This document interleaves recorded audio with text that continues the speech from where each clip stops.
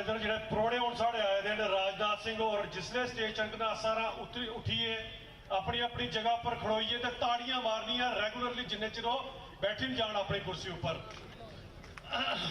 सारे मेरे कहने बोलो भारत माता की। राजनाथ सिंह जी, राजनाथ सिंह जी, राजनाथ सिंह जी, राजनाथ सिंह जी, स्वागत है, स्वागत है, स्वागत है, स्वागत है। ताड़ियां और जोरिए बनी चाहिए। स्वागत है, स्वागत है, स्वागत है, स्वागत है, स्वागत है, स्वागत है। जयदेव, जयदेव, जय श्री राम।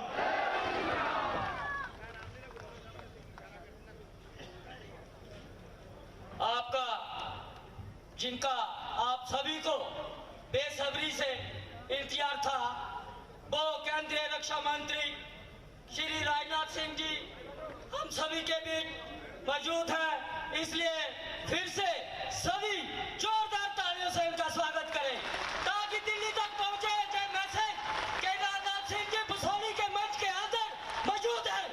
जोरदार तालियों से इनका स्वागत किया जाए।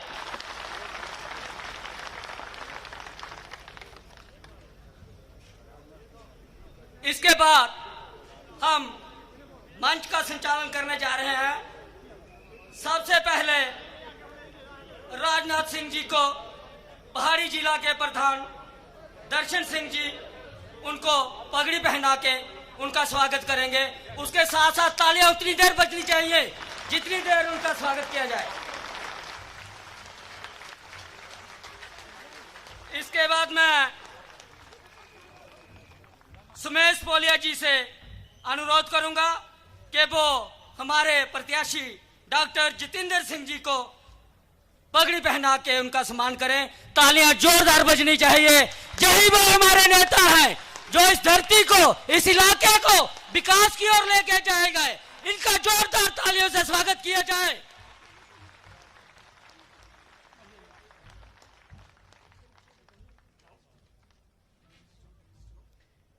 इस महिला मुक्ति की टीम जो है वो श्री राजनाथ सिंह जी का स्वागत करेंगे अपनी पूरी टीम के साथ।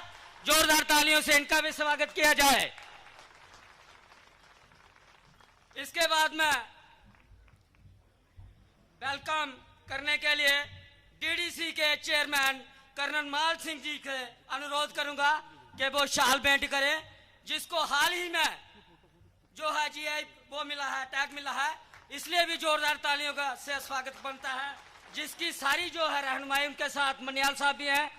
सारा जो श्रेय है वो डॉक्टर जितेंद्र सिंह जी को जाता है जिन्होंने इस पेंटिंग को विश्व प्रसिद्ध बना दिया है। उनके लिए जोरदार तालियां।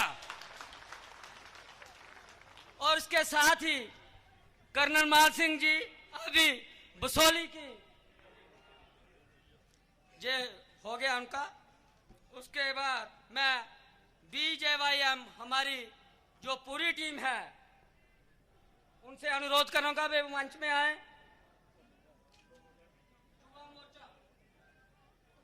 युवा मोर्चा टीम जो है हमारी,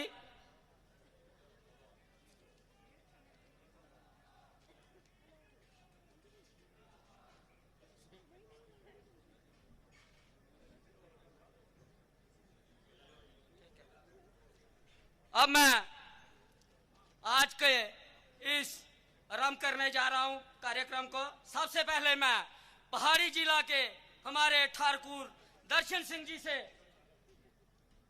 जे हमारे बादा साहब युवा मोर्चा के डिस्ट्रिक्ट जो है वो हमारे युवा मोर्चा के प्रधान हैं, वो शाल दे के जो है वो उनको भेंट कर रहे हैं।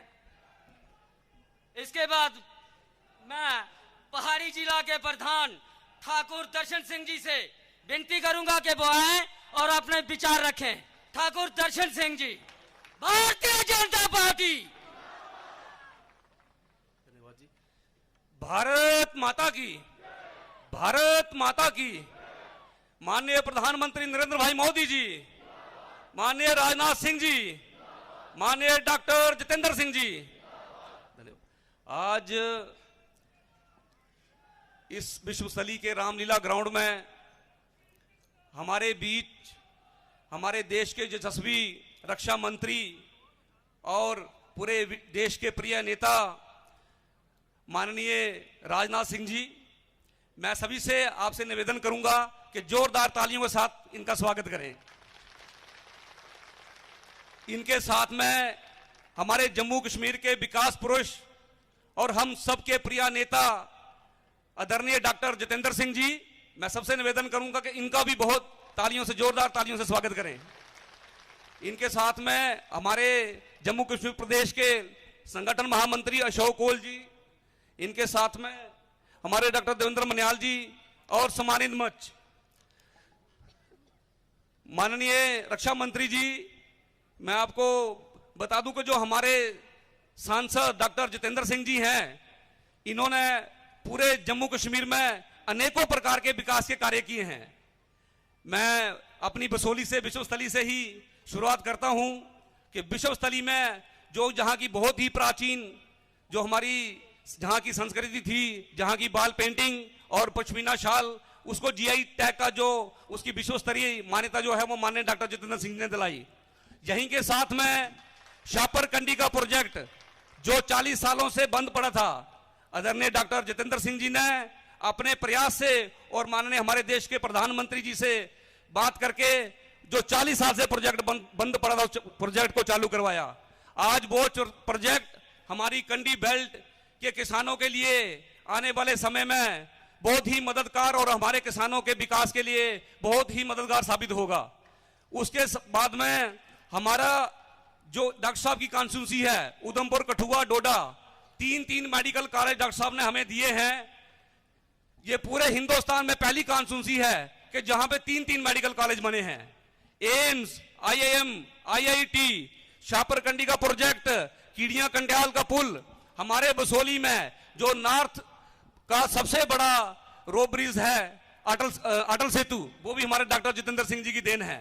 अनेकों प्रकार के कार्य जो हैं डॉक्टर जितेंद्र सिंह जी ने हमारे क्षेत्र को दिए हैं। शतरगला टनल के लिए 5000 करोड़ रुपए का जो टनल के लिए सेक्शन कराया है, वो भी डॉक्टर साहब का हम सब बहुत बहुत आभार और धन्यवाद करते हैं। दूसरा मैं ये कहना चाहता हूं कि जो कांग्रेस के लोग हैं, जो पहले एनसी और पीडीपी को गालियां देते थे और आज एनसी और पीडीपी जिंदाबाद के नारे लगा रहे हैं।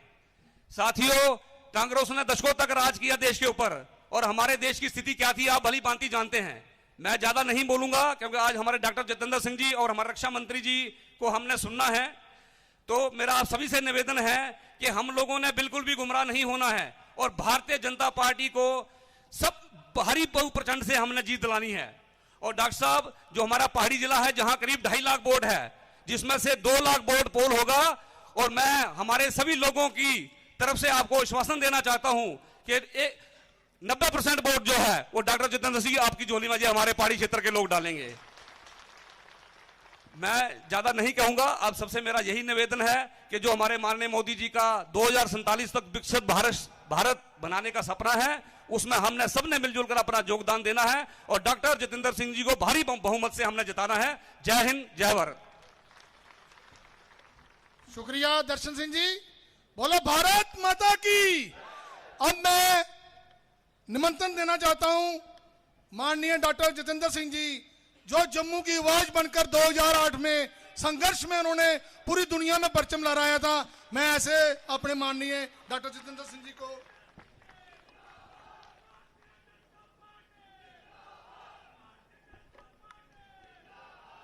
भारत माता की, भारत माता की।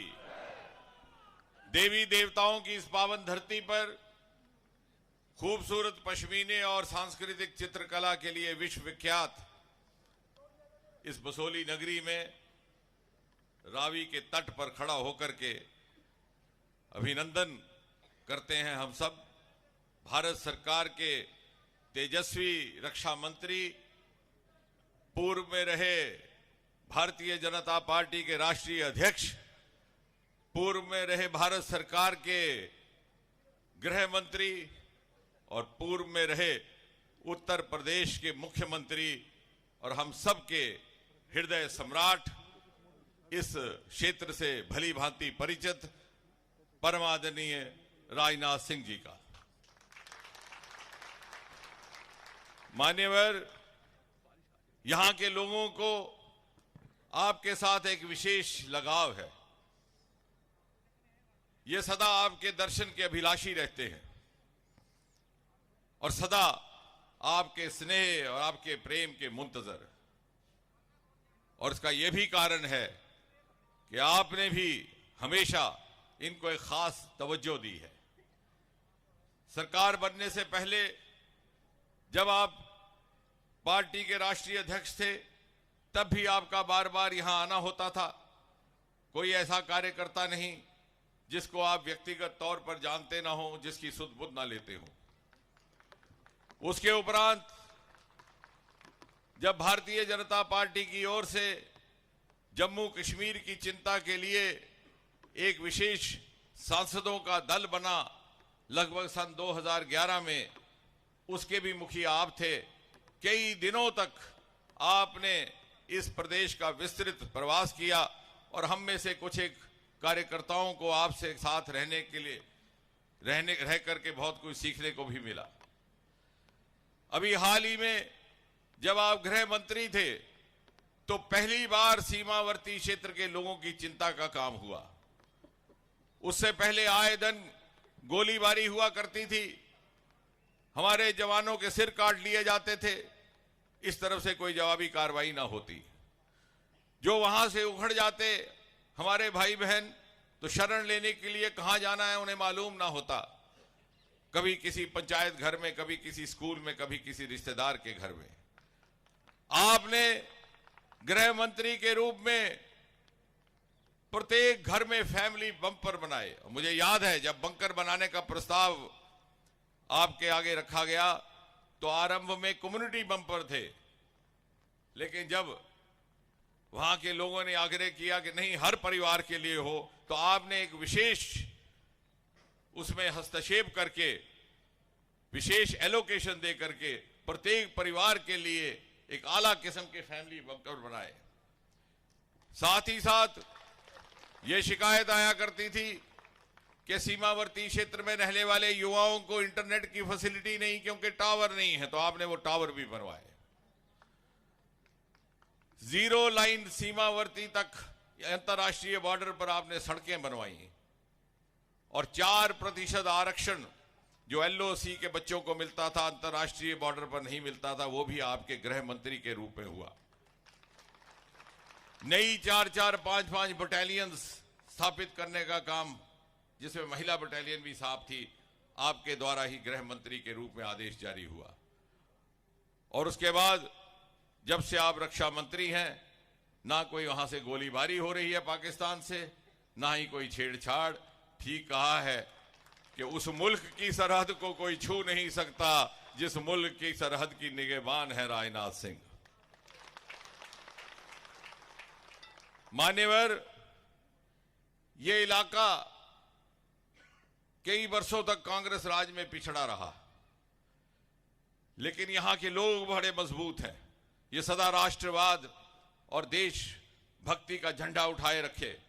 और एक जमाने में पंडित प्रेमनाथ डोगरा और श्यामा प्रसाद मुखर्जी की मुहिम का एक बहुत मजबूत गढ़ भी यही इलाका रहा।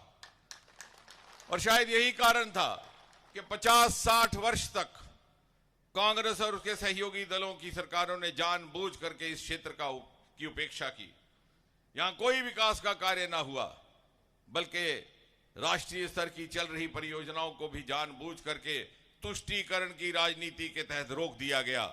जैसा अभी हमारे जिला अध्यक्ष कह रहे थे, शाहपुर कंडी का प्रोजेक्ट, जिसके अंतर्गत इंडस वाटर ट्रीटी के अंतर्गत हमें अपने हिस्से का दरियाए रावी का पानी मिलना था, वो भी रोक दिया गया ताकि इस क्षेत्र की सिंचाई ना हो सके और वो सारा का सारा पानी पाकिस्तान जाता रहा।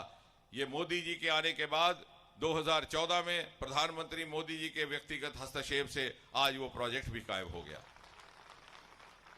पिछले 10 वर्षों में जो ये काम यहां हुए हैं, वो तर्क, तथ्य और तुलना के साथ प्रमाणित किया जा सकता है कि उससे पहले के 60-70 वर्षों में ना हुए। यदि इसी क्षेत्र की आप बात करें तो यहां कुछ ही किलोमीटर दूर दरियाए रावी में उत्तर भारत का पहला केबल स्टेल्ड अटल सेतु पुल वो भी मोदी सरकार के आने के बाद निर्माणित हुआ। यहां के पश्मीना और यहां की पेंटिंग को भी जीआई टैग मोदी जी के आने के बाद प्राप्त हुआ। और यहां पास ही से बसोली, बन्नी, भद्रवाह जाने वाली हाईवे का काम इसी सरकार में 10 साल के भीतर प्रारंभ हुआ। और छत्तरगला का टनल जो 4000 करोड़ रुपए की लागत से बनने वाला है और जिसकी मांग कई वर्षों से थी, उसका भी काम शीघ्र ही शुरू होने वाला है। और मात्र 3 घंटे में कोई भी मुसाफिर दिल्ली से पठानकोट और 3.5 घंटे में डलहौजी पहुंच जाएगा। यानी यहां का एक नया डीएनडी निर्माणित होने की योजना आप ही की सरकार के द्वारा हुई है। इतना ही नहीं, यदि आप इस पूरे के पूरे कॉन्स्टिट्यूएंसी की बात करें तो ये बहुमुखी क्षेत्र है। कहीं नाले हैं, कहीं पगडंडियां, कहीं पहाड़ हैं, कहीं झरने, कहीं नदियां हैं, कहीं मैदान। लेकिन उसके बावजूद भी पिछले 10 वर्षों में आज इसका हिंदुस्तान की तमाम लोकसभा क्षेत्रों में से सबसे अधिक विकसित क्षेत्रों में शुमार किया जाता है। पिछले 3 वर्षों में पीएमजीएसवाई स्कीम के अंतर्गत देहाती सड़कों के निर्माण में यह क्षेत्र पहले 3 दर्जे में रहा है पूरे हिंदुस्तान में।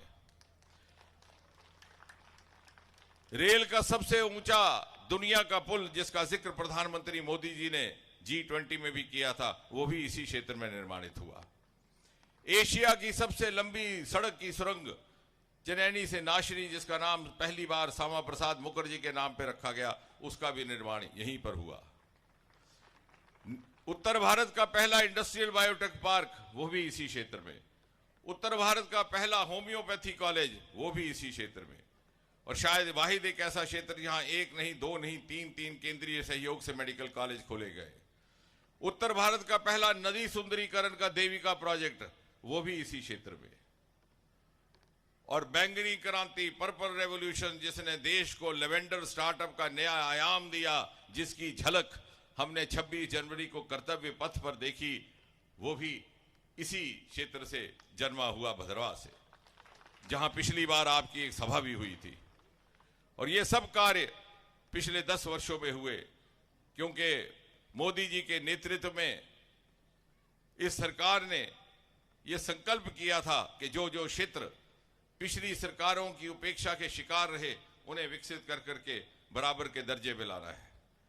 अब चूंकि चुनाव का माहौल है और कांग्रेस और उसके सहयोग के पास कोई मुद्दा नहीं, तो आए दिन एक नया शगुफा उड़ाते हैं। सुबह उड़ता है, शाम तक वो खुद ब खुद ठंडा हो जाता है। अब 2-1 दिन से ये कहा गया, क्योंकि आपने गृह मंत्री के रूप में जितनी चिंता विस्थापित समाज की है माननीय राजनाथ सिंह जी, इतनी पहले ना हुई थी। चाहे वो पाकिस्तान अधिकृत जम्मू कश्मीर से आए हुए विस्थापित थे, चाहे वो पाकिस्तान के शरणार्थी थे, चाहे वो कश्मीरी पंडित विस्थापित थे। और 2-1 दिन से ये शगुफा उड़ा कि मोदी सरकार तो अब उनकी जमीनें ही ले जाएगी। और शगुफा उड़ाने वाले कौन महानुभाव, जिन्होंने गरीबों की जमीनें हड़पी हुई हैं, अभी तक केस चल रहे हैं। मैं माननीय रक्षा मंत्री जी को साक्षी मान करके ये बात कहना चाह रहा हूं कि 254C सेक्शन, जिसको लेकर के ये अफवाहें उड़ा जा रही हैं, उसमें कोई तथ्य नहीं है।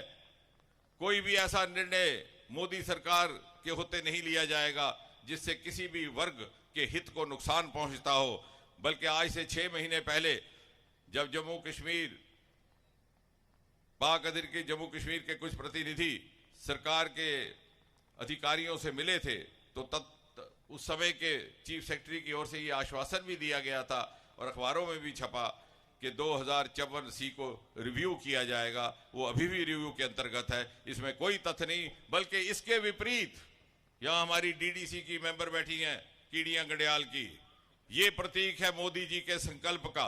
मात्र 2000 आबादी है उस क्षेत्र की, जिसमें से 1000 आबादी है पाक अधिकृत जम्मू कश्मीर के आए हुए लोगों की। 70 साल से उनकी मांग थी कि वहां एक पुल निर्माणित हो, क्योंकि एक विडंबना थी, जम्मू कश्मीर से पंजाब होकर के कीड़ियां गडियाल जाना पड़ता था।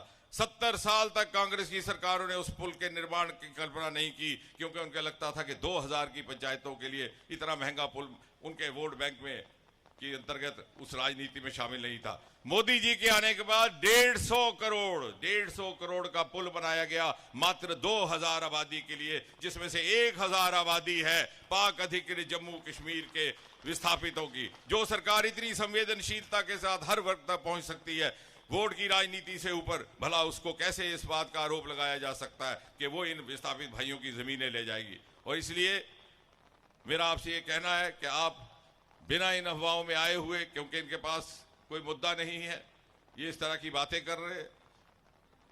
आप 19 अप्रैल को, क्योंकि देश मन बना चुका है कि 400 पार से फिर से एक बार मोदी जी प्रधानमंत्री रहेंगे और तीसरी बार ये सरकार बनेगी। और आज मान्यवर जब इतनी भारी संख्या में इस छोटे से कस्बे में इतना जनसमूह इकट्ठा हुआ है, तो ये हुआ है इकट्ठा फिर से एक बार ये संकल्प दोहराने को कि मोदी जी के नेतृत्व में विकसित भारत की इस विकास यात्रा में बसोली जैसा एक छोटा कस्बा बिशाना बिशाना शामिल है। और सन 2047 में जब आजाद हिंदुस्तान अपनी 100वीं सालगिरह मनाएगा और शताब्दी पर्व मनाया जाएगा, तो उस शताब्दी पर्व के शताब्दी भारत के निर्माण में कहीं ना कहीं कुछ ना कुछ योगदान इस बसोली नगरी का भी रहेगा।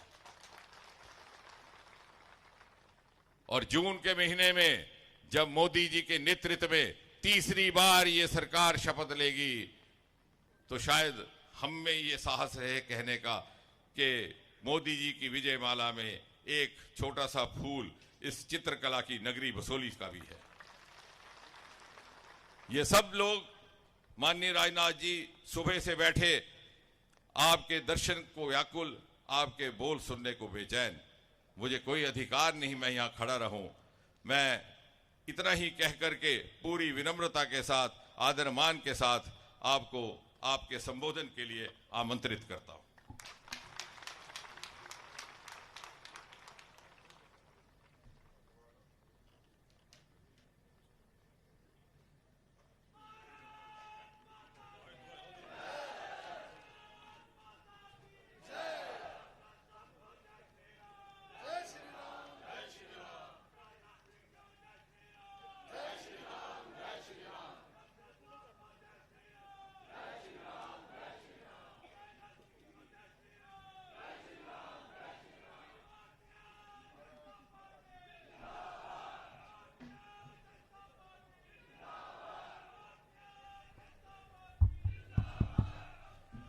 बोलिए।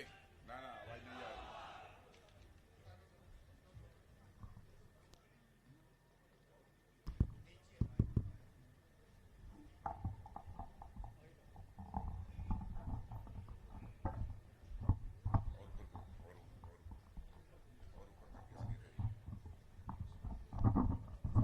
और ऊपर करिए, कोई हर्ज नहीं, मुझसे लंबा नहीं हो सकता है।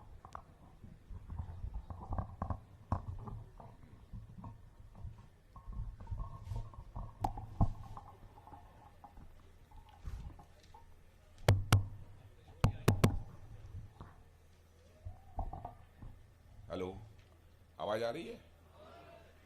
एकदम दुरुस्त है। आपके सांसद और भारत सरकार में मंत्री doctor Jitendra Singh ji, general secretary Shri Ashok ji Kaul, general secretary doctor M K. Manyal. हाँ, नहीं, आवाज तो मुझे ही नहीं सुनाई दे रही, तो आप लोगों को कैसे सुनाई देगी?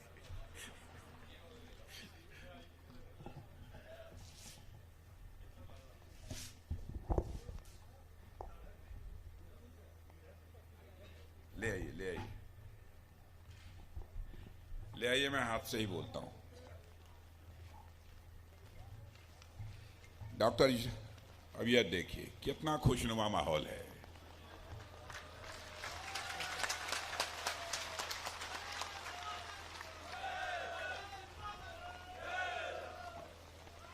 ये डॉक्टर जितेंद्र सिंह जी का करिश्मा है।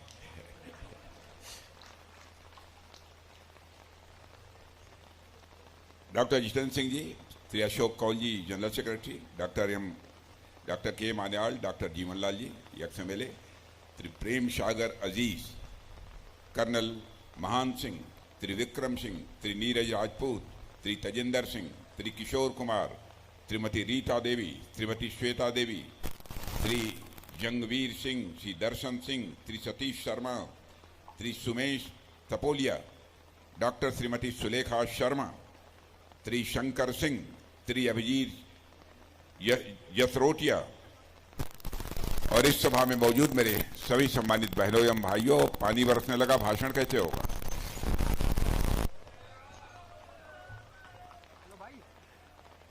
वैसे आप इतना ही कहना चाहूंगा बहनों भाइयों, शायद ये पहली बार इस स्थान पर किसी सार्वजनिक सभा को संबोधित करने के लिए आप लोगों के सामने खड़ा हुआ हूं।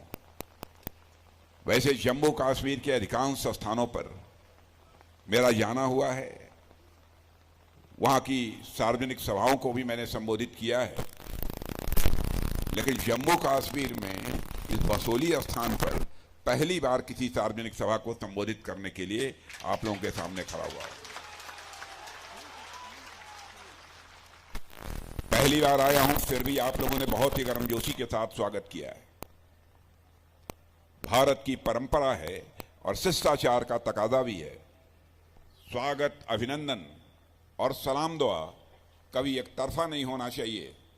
इसलिए मैं भी अपनी तरफ से शीश झुकाकर आप सभी बहनों भाइयों का हार्दिक अभिनंदन करता हूं, आप सभी का स्वागत करता हूं। मेरे बहनों भाइयों, जम्मू कश्मीर का जहां तक प्रश्न है, मैं सचमुच आपको लोगों को सौभाग्यशाली मानता हूं कि आप लोगों को डॉक्टर जितेंद्र सिंह जैसा सांसद मिला है। सरकार में मंत्री के रूप में बखूबी अपनी जिम्मेदारी का वो निर्वाह करते हैं। और इतना ही नहीं, भारत की संसद में यदि किसी विषय पर बोलना होता है तो डॉक्टर जितेंद्र सिंह जी जितने प्रभावी तरीके से बोलते हैं कि सभी के द्वारा उसकी सराहना की जाती है।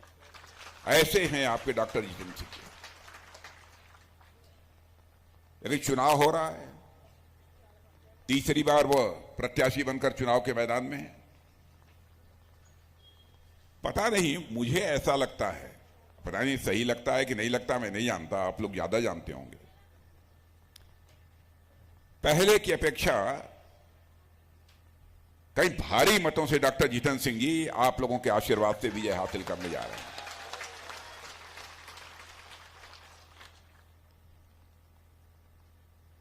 जहां तक मोदी जी की सरकार का प्रश्न है,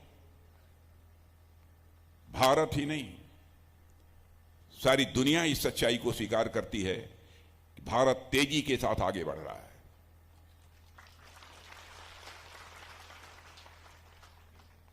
बहनों भाइयों, अंतर्राष्ट्रीय जगत में भारत का कद बढ़ा है।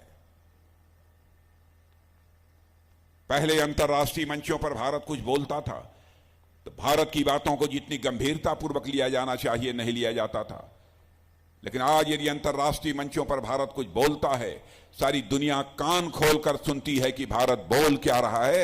यह भारत की हैसियत बनी है। आप लोगों का भी अथवा आप लोगों के परिवार के बहुत सारे सदस्य विदेशों में होंगे, आपको इस बात की जानकारी देते होंगे। और आज हमारा देश आर्थिक रूप से धीरे धीरे मजबूत होना प्रारंभ किया है। आजादी हासिल किए हुए लगभग 74-75 वर्षों का समय गुजर गया, लेकिन भारत को आर्थिक दृष्टि से जो मजबूती हासिल करनी चाहिए थी नहीं कर पाया। पहली बार मोदी जी के प्रधानमंत्री बनने के बाद समाचार पत्रों के माध्यम से भी आप सबको जानकारी मिली होगी कि भारत आर्थिक दृष्टि से भी कैसे मजबूत हुआ है और कैसे यह भारत आगे बढ़ रहा है। मैं आपके सामने एक मिसाल रखना चाहता हूं। 2014 में यही हमारा भारत धन दौलत के आकार यानी इकोनॉमी की साइज के मामले में दुनिया के देशों में 11वें स्थान पर खड़ा था। वही भारत मोदी जी के प्रधानमंत्री बनने के बाद, बहनों भाइयों, आज के 1 साल पहले ही, 2 साल पहले ही जो भारत इकोनॉमी की साइज के मामले में दुनिया में 11वें स्थान पर खड़ा था, वह जंप लेकर 5वें स्थान पर आ गया।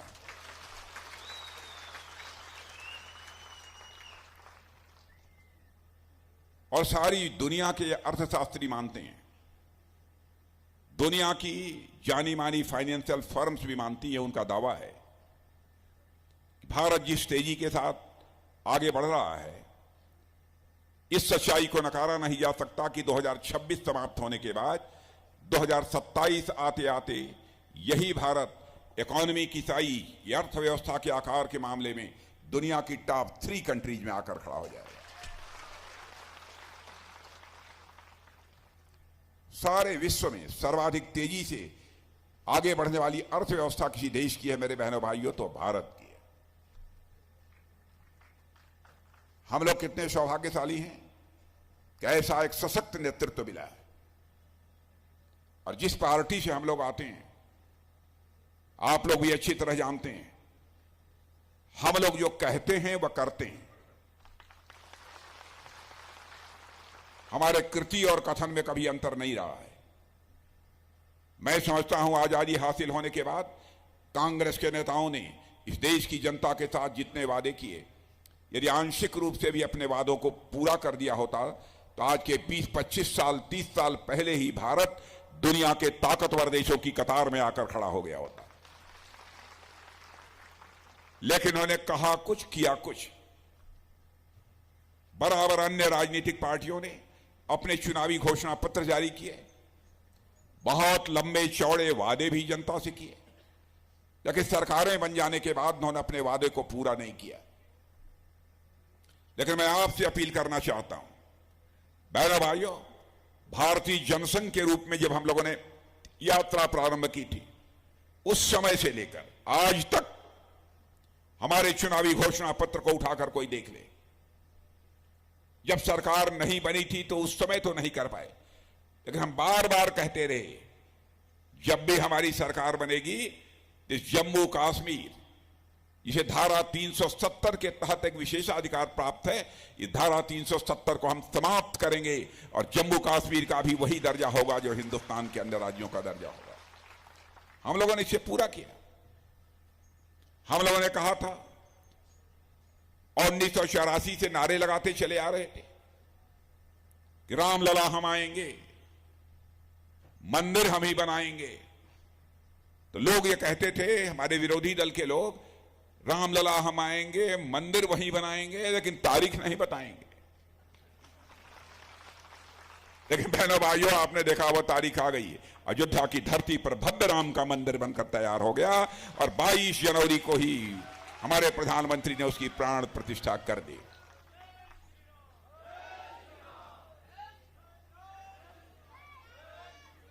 और मुझे तो पता नहीं क्यों यह एहसास होता है कि भारत में भी अब राम राज्य का आगाज हो चुका है। बहनों भाइयों, राम राज्य आने से भी कोई रोक नहीं पाएगा।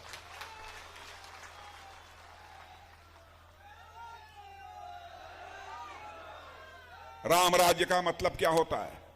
राम राज्य का मतलब लोगों के अंदर कर्तव्य बोध पैदा हो, अपने कर्तव्य के प्रति जागरूकता पैदा हो, अधिकार बोध नहीं।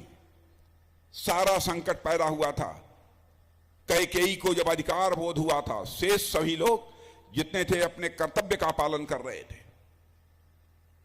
ऐसी स्थिति भारत में भी अब धीरे धीरे पैदा हो रही है। जब सरकार में बैठे हुए लोग अपने कर्तव्य का पालन करेंगे, उसे अधिकार समझकर काम नहीं करेंगे, कर्तव्य के प्रति अपने जागरूक रहेंगे, तो सारा हिंदुस्तान, मैं समझता हूं सारे भारत के नागरिक भी धीरे धीरे जागरूक होते जाएंगे, उन्हें कर्तव्य बोध होता जाएगा। और मैं भारतीय जनता पार्टी के संबंध में बतलाना चाहता हूं, हम लोग भी राजनीति करते हैं, हम लोगों के अंदर भी एक कर्तव्य बोध है। हम राजनीति करते हैं तो केवल सरकार बनाने के लिए राजनीति नहीं करते हैं। हम राजनीति करते हैं मेरे बहन भाइयों, देश बनाने के लिए हम लोग राजनीति करते हैं। और यह करके मोदी जी के नेतृत्व की सरकार ने दिखा दिया, जो कहा सो किया। हम लोगों ने कहा था नागरिकता कानून पास करेंगे, नागरिकता कानून पास कर दिया।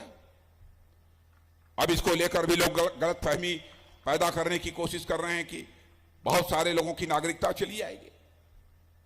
बहनों भाइयों, जो भारत का नागरिक है उसकी नागरिकता किसी भी सूरत में नहीं जाने वाली है। अब एक चीज बची है, यूनिफॉर्म सिविल कोड। इस बार के घोषणा पत्र में हम लोगों ने डंके की चोट पर कहा है 5 वर्षों के अंदर हम यूनिफॉर्म सिविल कोड भी यहां लागू करेंगे।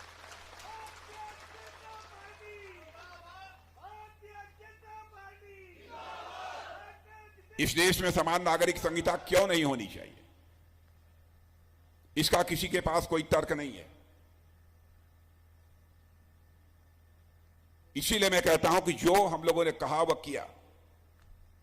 और मैं जानता हूं आजाद भारत में बहुत बड़ा संकट पैदा हुआ था कि नेताओं के कहने और करने में अंतर होने के कारण ही भारत की राजनीति और भारत के नेताओं पर से जनता का विश्वास धीरे धीरे समाप्त होता चला गया। जो कहता कुछ था और करता कुछ था उसको लोग कहते थे ये नेता है, यानी जो झूठ बोले वही नेता है, यह धारणा बनी हुई थी। मैंने भाइयों में डंके की चोट पर कह सकता हूं इस धारणा को तोड़ने का काम यदि किसी ने किया है तो भारतीय जनता पार्टी ने किया है। भारत की राजनीति में अन्य राजनीतिक पार्टियों ने जो विश्वास का एक संकट पैदा किया था, उस विश्वास के संकट को हम लोगों ने चुनौती के रूप में स्वीकार किया। हम लोगों ने कहा था ना धारा 370 समाप्त करेंगे, कर दिया। राम मंदिर हो गया, नागरिकता कानून हो गया, 3 तलाक के बारे में भी हम लोगों ने कहा था।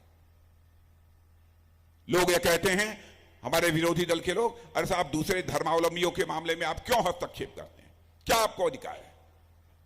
मैं उन्हें साफ कर देना चाहता हूं 2 टूक शब्दों में कि बहनों भाइयों, कोई मां, बहन, बेटी चाहे किसी भी धर्म की मानने वाली क्यों न हो, वो हमारी भी मां है, बहन है और बेटी है। उसका कोई शोषण करे, उसकी उपेक्षा करे, सरकार बने या न बने, सरकार भाड़ में जाए, लेकिन नारी सम्मान पर चोट कभी भी हमारी पार्टी बर्दाश्त नहीं कर सकती। उस मामले में भी जो फैसला करना चाहिए कर लिया, 3 तलाक की व्यवस्था समाप्त कर दी। कैसे हम स्वीकार कर सकते हैं? क्या आप किसी से शादी करिए और शादी करने के बाद 10 दिन के बाद या तीसरे दिन ही आप 3 बार तलाक तलाक तलाक बोल दीजिए, उसकी छुट्टी हो जाए? कहां जाएगी? इसीलिए मैं कहता हूं कि हम लोग राजनीति केवल सरकार बनाने के लिए नहीं करते हैं, देश बनाने के लिए हम लोग राजनीति करते हैं। जहां तक जम्मू कश्मीर का सवाल है, यहां पर कांग्रेस, नेशनल कॉन्फ्रेंस, पीडीपी, इन्हीं राजनीतिक पार्टियों का विशेष वर्चस्व रहा। और मुझे याद है कि ये लोग कहते थे धारा 370 यदि समाप्त होगी तो यहां पर खून की नदियां बहेंगी। अरे मैं उनको बताना चाहता हूं, खून की नदियां नहीं, पानी की नदियां बहेंगी। और ऐसे ही जिस तरीके से जम्मू कश्मीर का विकास हो रहा है, तो जम्मू कश्मीर में दूध की नदियां बहेंगी, खून की नदियां नहीं बहेंगी। अरे जी मैं कहूं कि सचमुच हमारे मोदी जी ने जम्मू के लोगों को उनका हक सूद सहित वापस किया है, तो यह कहना भी अतिशयोक्तिपूर्ण नहीं होगा मेरे बहनों भाइयों। हम लोग बराबर कहते रहे कि जहां हुए बलिदान मुखर्जी वह कश्मीर हमारा है। और बहनों भाइयों, उस संकल्प को हमारी सरकार ने पूरा कर दिया है। यहां पर अन्य भी बहुत सारे 370 समाप्त होने के बाद जो हमारी सरकार ने फैसला किया है, उसके बारे में आप सभी अच्छी तरह जानते हैं। यह कांग्रेस के लोग विरोध कर रहे थे, लेकिन आपने देखा होगा कि राहुल गांधी ने जब अपनी न्याय यात्रा समाप्त की तो इसी गुलबर्ग में आकर मैंने देखा कि बर्फों से वह एक वहां पर एंजॉय कर रहे थे, खेल रहे थे। मैंने देखा कि प्रियंका जी भी आई थी, एक दूसरे के ऊपर लोग बर्फ फेंक रहे थे। यदि धारा 370 समाप्त न हुई होती तो शायद यह अवसर उनको न मिलता।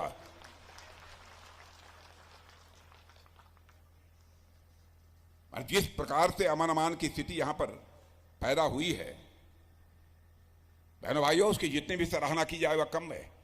और इसकी चर्चा केवल भारत की सीमाओं तक ही सीमित नहीं है, दुनिया के दूसरे देशों में भी है। मुझे याद है कि पहले यहां पर मां वैष्णो देवी के दर्शन के लिए जब श्रद्धालु आते थे तो उनके बस की चेकिंग होती थी, उनके बैग की चेकिंग होती थी। लेकिन आज इस चेकिंग सिस्टम को हम लोगों ने समाप्त कर दिया, कोई जरूरत नहीं होती है। जो श्रद्धालु माता रानी का दर्शन करना चाहता है, माता रानी का दर्शन समाप्त कर सकता है। अब जम्मू कश्मीर फुल स्पीड से आगे बढ़ रहा है। मैं उन सब सारी परियोजनाओं की यहां पर चर्चा नहीं करना चाहूंगा, जिसकी चर्चा अभी हमारे डॉक्टर साहब ने की है। लेकिन महबूबा जी, मैं आपको याद दिलाना चाहता हूं, आपने कहा था यदि धारा 370 समाप्त होगी, यहां पर भारत का तिरंगा उठाने वाला कोई नहीं मिलेगा। आज तिरंगा जम्मू कश्मीर के कोने कोने में लहरा रहा है।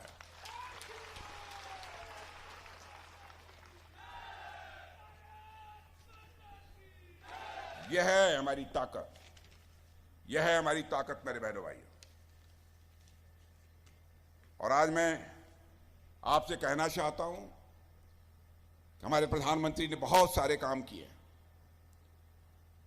शायद ही ऐसा कोई हमारे देश में बचा होगा जो सरकारी योजनाओं का किसी न किसी रूप में वह लाभार्थी न हो।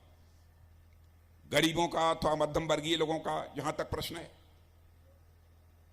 आप उनके बारे में भी जानते हैं कौन सी सुविधाएं मिली हैं। मैं जम्मू कश्मीर में भी जानता हूं, बहुत सारे ऐसे घर हैं जहां पर कि नल के माध्यम से जल नहीं पहुंचता था। नल के माध्यम से घरों में जल पहुंचना चाहिए सारे देश में। पहली बार किसी प्रधानमंत्री ने चिंता की तो हमारे संवेदनशील प्रधानमंत्री मोदी जी ने चिंता की इसकी।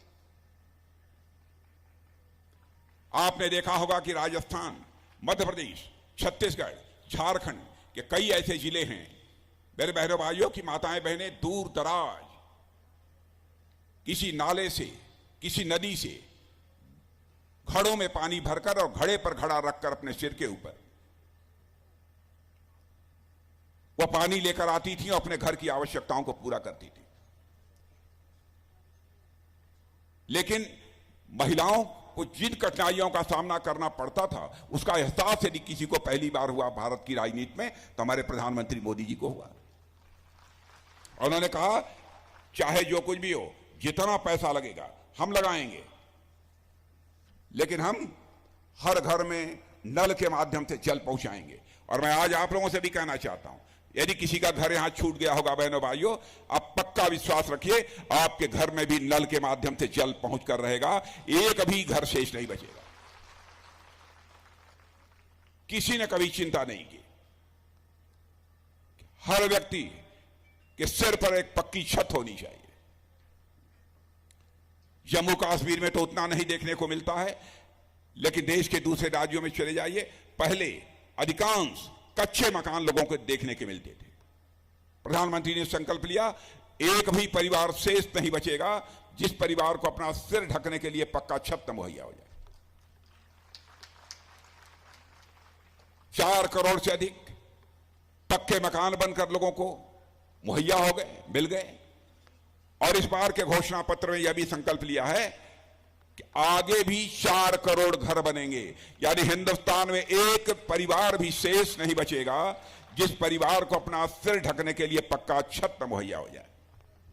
एक परिवार भी शेष नहीं बचेगा। आयुष्मान भारत योजना, मैंने देखा है गरीब छोड़िए, मध्यम वर्गीय परिवारों में लोग बीमार पड़ जाते थे, पैसे के अभाव में अपना इलाज नहीं करा पाते थे, क्योंकि अब इलाज भी कितना महंगा हो गया है।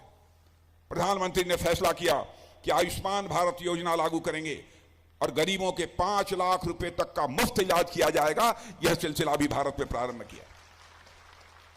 और आज आपको बतलाना चाहता हूं, कल जो चुनावी घोषणा पत्र बना है उस घोषणा पत्र की कमेटी का चेयरमैन मैं ही था। प्रधानमंत्री जी ने अपनी संवेदना व्यक्त करते हुए उस समय कहा कि राजनाथ जी, जो घोषणा पत्र बन रहा है उसमें एक बात ये जरूर डाल दीजिए कि 70 वर्ष की आयु के, चाहे किसी इनकम ग्रुप के हों, चाहे किसी जाति के हों, सभी को आयुष्मान भारत की सुविधा मुहैया कराई जाएगी। 4 जून को के बाद जब आपकी सरकार बनेगी बहनों भाइयों, तो मैं समझता हूं कि जुलाई से जितने भी हमारे इस प्रकार के 70 साल की आयु से अधिक के लोग हैं, एक परिवार में 4 लोग हैं तो चारों को ही आयुष्मान भारत की सुविधा उपलब्ध होगी, यानी 5 लाख रुपए तक का मुफ्त इलाज। मैं याद दिलाना चाहता हूं आपकी कोविड के संकट की।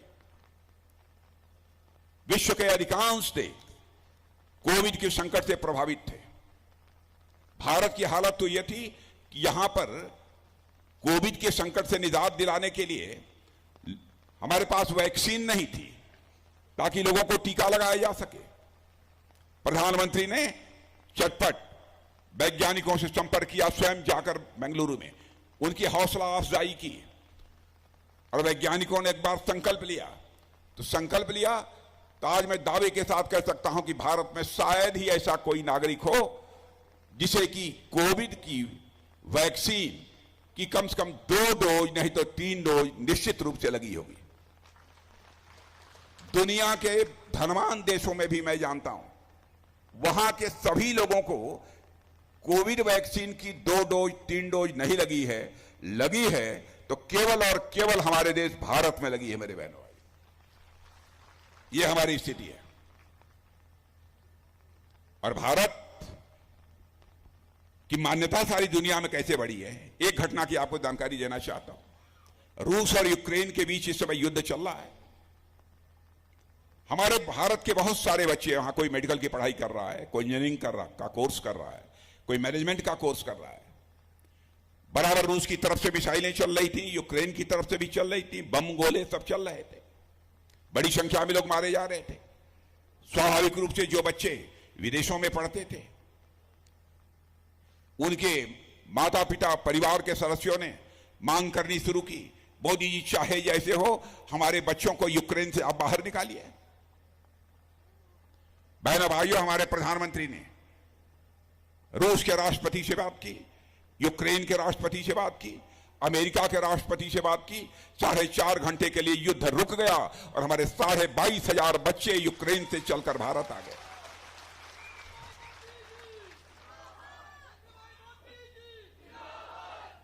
हमारी बहनें यहां पर बैठी हैं, इनको भी बताना चाहता हूं, क्योंकि मैं आया तो जो वहां मिल रहा था कुछ सेल्फ हेल्प ग्रुप की बहनें भी थी। सेल्फ हेल्प ग्रुप के माध्यम से बहनों भाइयों अब तक 1 करोड़ बहनों को लखपति बनाने का काम किसी सरकार ने किया है तो मोदी जी की सरकार ने किया। और हम लोगों का संकल्प है कि ऐसी 3 करोड़ बहनों को हम लखपति बनाएंगे। बहनों भाइयों, 3 करोड़ बहनों को हम सेल्फ हेल्प ग्रुप के माध्यम से लखपति बनाएंगे। बड़े संकल्प को लेकर हम लोग काम कर रहे हैं। और मैं यह भी आपको दिलाना चाहता हूं, राजनीतिक पार्टियां किस तरीके से आजाद भारत में जनता को गुमराह करती रही हैं। कांग्रेस की पार्टी ने पहले ही प्रारंभ से 51 से यह कहना प्रारंभ कर दिया था, हमारी सरकार बना दो, भारत की गरीबी समाप्त कर देंगे, गरीबी दूर कर देंगे। नेहरू जी ने भी कहा, इंदिरा जी ने भी कहा, राजीव गांधी ने कहा, जो आते थे सब गरीबी ही दूर करते थे। कोई गरीबी दूर नहीं कर पाया। लेकिन मैं कह रहा हूं, और मैं ही नहीं कह रहा हूं, बल्कि यहां की बड़ी बड़ी वित्तीय संस्थाएं, नीति आयोग यह दावा कर रहा है कि आजाद भारत में पहली बार इतने कम समय में 25 करोड़ लोगों को गरीबी रेखा से बाहर करने में कामयाबी किसी ने हासिल की है तो मोदी जी के नेतृत्व की सरकार ने यह कामयाबी हासिल की है। भारत के बारे में धारणा बदल गई है बहनों। पहले भारत माना जाता था सॉफ्ट स्टेट है, लेकिन आप लोग जानते हैं भारत का चरित्र है। भारत ने आज तक न तो दुनिया किसी देश पर कभी कोई आक्रमण किया है, न दुनिया के किसी देश की 1 इंच जमीन पर कब्जा किया है। यह भारत का चरित्र रहा है। लेकिन आपने देखा जब उरी और पुलवामा की घटना हुई तो उस समय भारत का चरित्र लोगों को समझ में आ गया होगा कि क्या है।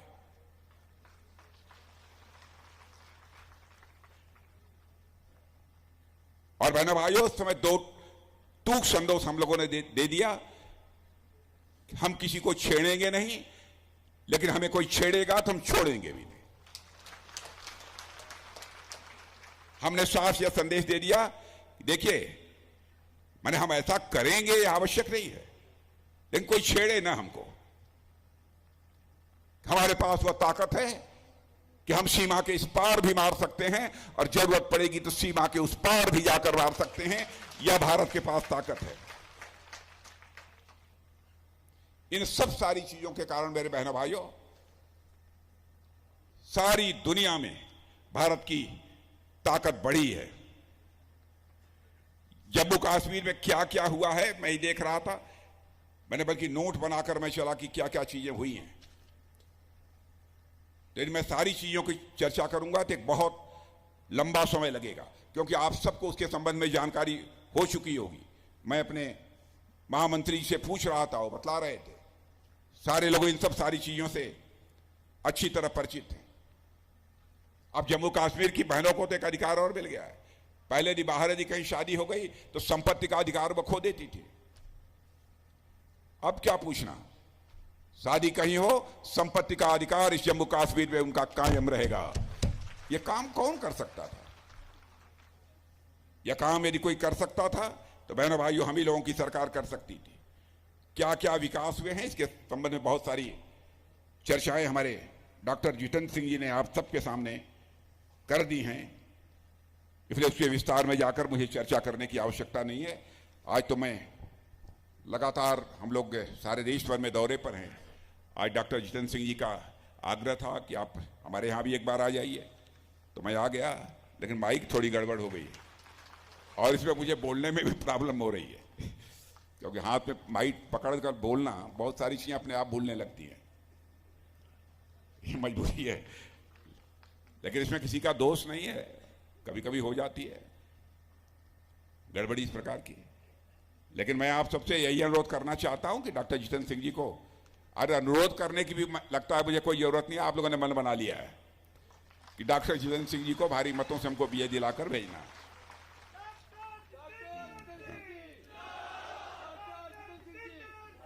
और आप ये भी जानते हैं कि डॉक्टर जितेंद्र सिंह जी को आप सांसद बनाते हैं तो केवल सांसद नहीं बनाते हैं, या कुछ और बनते हैं।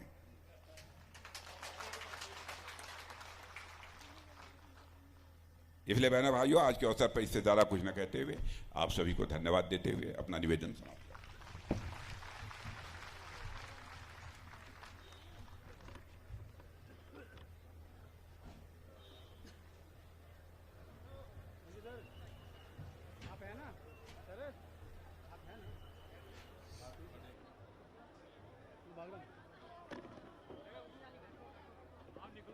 मैं निकलता हूँ, ठीक है?